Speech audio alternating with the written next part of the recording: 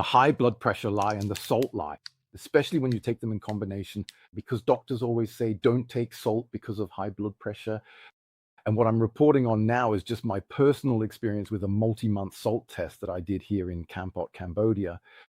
And I'll tell you a truth right now that will probably shock you, which is that I used to suffer from high blood pressure myself, right? And yeah, now you're wondering, of course, how is it that a Tai Chi teacher and an extreme athlete like me has high blood pressure? It's quite simple, right? It became clear to me at some point, through 35 years of enormous stress that I had. Yeah, my blood pressure changed then, and for the worse. And how does that happen now, right? It's quite simple, right? When you're stressed, the parasympathetic nervous system is permanently active. Adrenaline, cortisol, it's chased through the body. And in the evening, you still have so much adrenaline that you sleep worse. In the early morning, you might be lacking cortisol. And the stress also ensures that no norepinephrine is formed, so that the parasympathetic system becomes active again. It stays sidelined. And the vagus nerve, which controls all of this, is then also completely confused and can't even know what's being done. So that means, simply put, the stress ensures that you get high blood pressure, because then some things change, right? And it gets even more dramatic, right? I had tests done, of course, all RAAS tests. And it was then determined, and I'll show you that right here on screen, that the renin level is extremely low. And a low renin level means, hey, your system is, your kidney, everything is relaxed, everything is in the green zone. The venous capillaries, the arteries, they widen, right? And that's despite the fact that I take a lot of salt. And I've been doing that for 4 months now, right? So that's why there's the reset button. And as I said, then renin level and the adrenal gland, yep, everything's fine. You can be completely relaxed. The kidney should be completely relaxed. And now, quite surprisingly, you'll see above that the aldosterone level is damn high at 40 with a factor of 226, right? And now any normal doctor would have me admitted immediately by emergency services and so on. Well, where does that come from? It's simple, right? In the heat where I do my sports with boxing and running, I'll show that on screen. Today we did a bit of sport here again in the grappling and jiu-jitsu group. Salt lie, when I consider how much salt I'm taking in here during sports. You can see in the background, the sun is shining here in Kampot, Cambodia. Crazy warm. And here I have my salt ration. I'm going to do something now that would make any doctor scream out loud and say, emergency doctor, admit him to the clinic quickly, even if it's the psych ward. Looks like this. It just tastes absolutely great. And I just had a bit of a low point, let's say. And there is where I get my necessary energy now. Give it a try too. Write down in the comments how it is with salt and sports for you. But importantly, don't use table salt. Buy something high quality. So for me, fleur de sel or halite salt, or this one from Cambodia. And there, of course, the aldosterone, and here we're talking about hyperaldosterone. Problem? That the water then stays in the body, and a lot of salt too, so that it doesn't get flushed out, right? Because otherwise the body collapses. I need all that salt in my body for everything to function properly, right? That's just quite simple. Ask your doctor. They can give you much better info, or look it up on the internet. I don't really care.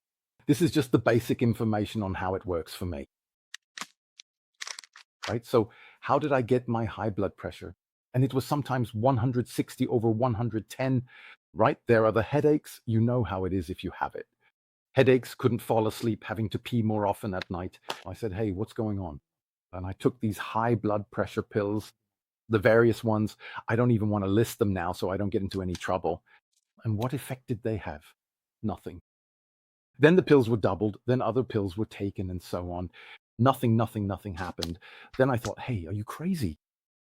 It became clear to me when I flew to Cambodia. The pharmacist told me, hey, there's aluminum oxide, there's titanium oxide in the pills. So, oh, stop, leave it out. I don't want that at all. And because I know my way around salt quite well here, and then I did one thing, I've become an advocate for this salt here now, for the sea salt. It's also nice and gray. If you look here, nice and gray, not bleached white. And idiotically, I even brought Himalayan salt from Germany. And then I wondered, why does the salt here, why does it clump? And the Himalayan salt, it was very fine. It continued to flow freely. And I thought, wait a minute, if it keeps flowing, there must be anti-caking agents in it. Aluminum oxide, titanium oxide, right? And then various bleaching agents, it's been artificially altered. And then I switched over to this. I buy it from the Fish Island group, the First Late. It's the best salt, $3, right? I buy it there, even though it's a bit more expensive than directly at the salt fields, just to support Julian with his children, whom he looks after and teaches the trade to, right? And the other salt I then bought at the salt fields, $1 per kilo, and among others, this one here. It's incredibly natural. And now you must know one thing, it has to be natural and unrefined. Now, here's the thing, if it is unrefined, the natural, it always has a grayish shimmer. It contains all 85 minerals, I believe. Now, critics say, oh, that's so weak, it doesn't do anything at all.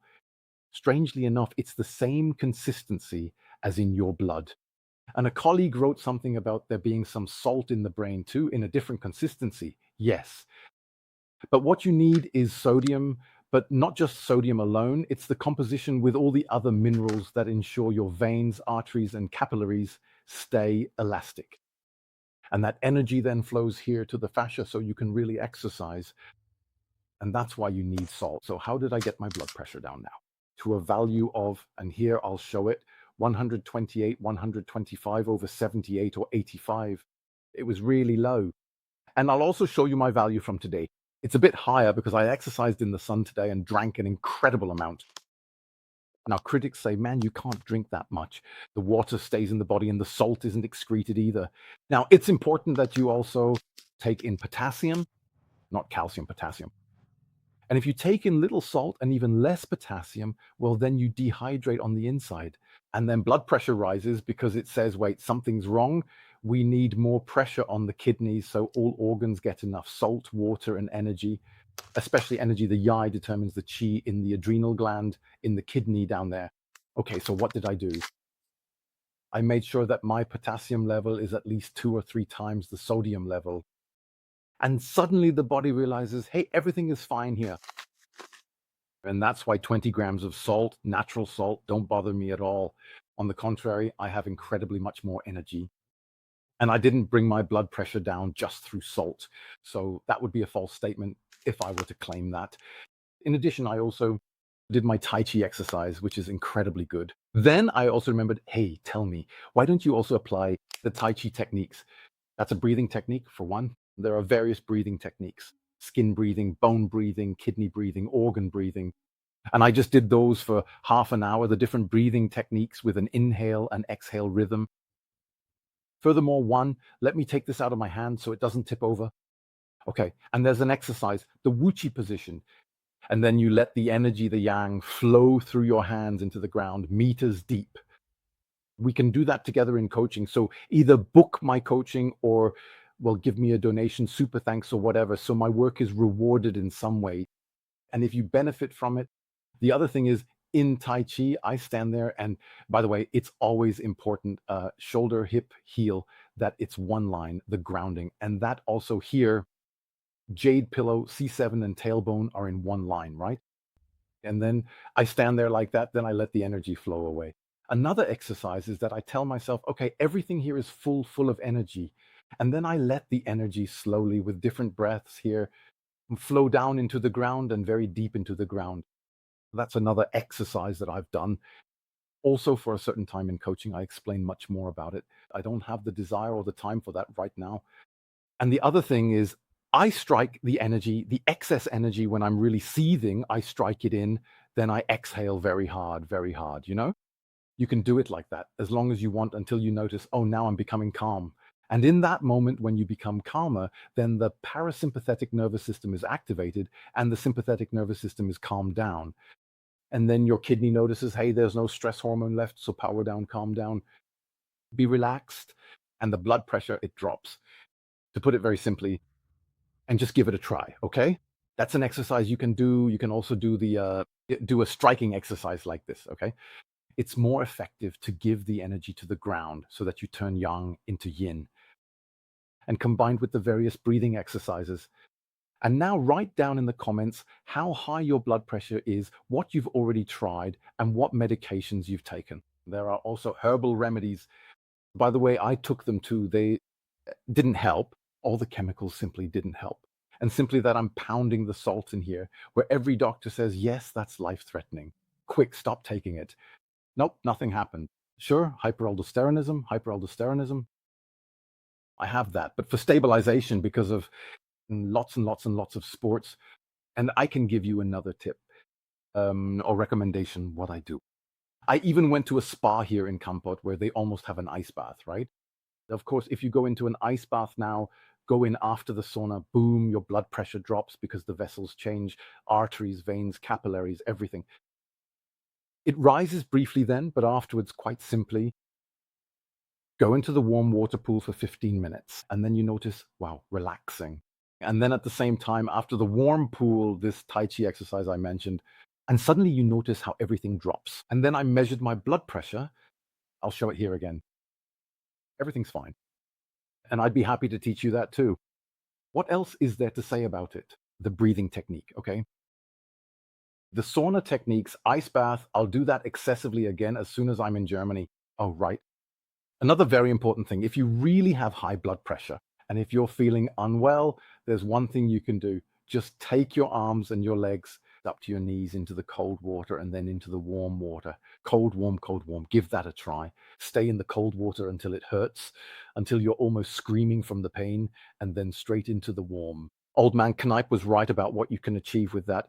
Or you could also, if you're in Germany right now, it's actually quite cold there. Walk around barefoot in your garden or just go for a walk barefoot. And then you'll suddenly notice how the heat moves from your head down into your feet. Yes. And you can also do the various Tai Chi exercises. I've done breathing techniques. I've done it all, even meditation. Other clients tell me that they meditate. Yes, if you meditate, never, never, never with some kind of tape or some voice. No, do the simplest meditation, and that is breathing. Just breathe into your organs, into your fascia, into your muscles, into your veins, into your arteries, into your heart, so that your heart's love is activated, and then release it down into Mother Earth. Write down in the comments which exercise appeals to you, and if you have questions, just post them in the comments. Maybe the community can answer something there. And if you have more questions about salt, I've spent a lot of time dealing with that here. Post them, and then we'll figure the whole thing out. And take care of yourself. And remember, it's strange why they, as they say, tell you that you should consume less salt, and why salt is refined with bleaching agents, whiteners, titanium oxide, aluminum oxide. Why? What's the reason behind that? Write down in the comments what you suspect. Why is salt refined? Why isn't it taken completely naturally like it used to be? And to keep it from clumping, we used to just put a little bit of rice in there. That can certainly be done again. Write your guesses down below, your comments on how you liked the video. Subscribe, give me a like. I look forward to hearing from you. Best regards, your Michael.